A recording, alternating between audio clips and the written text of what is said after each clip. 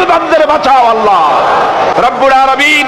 ভারত যে বাংলাদেশের সবচাইতে বড় দুশমন, একথা জাতিকে বোঝার তৌফিক দান করো আল্লাহ রব্বুল আলামিন। তুমি মেহেরবানি করে বাংলাদেশকে হেফাজত করো, বাংলার মুসলমানদেরকে হেফাজত করো।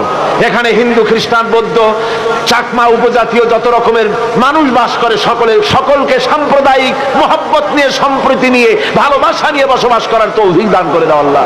আয় আল্লাহ পাক, সিরাতের মাহফিল অনেকেই দোয়া চেয়েছে, কারো মায়ের জন্য, বাপের জন্য, রোগের জন্য দোয়া চেয়েছে। আল্লাহ যে যে ব্যাপারে দোয়া চেয়েছে তুমি প্রত্যেকের দোয়া কবুল করো আল্লাহ, প্রত্যেকের নেক নিয়ত কবুল করো আল্লাহ।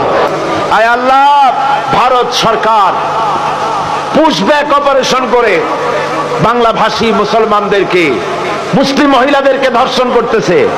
আয় আল্লাহ, মুসলমানদেরকে কষ্ট দিতেছে। খাবার নাই, পরার নাই, পানি নাই, একটা রুটি খেয়ে 24 ঘন্টা কাটাতেছে আমাদের মুসলমানেরা।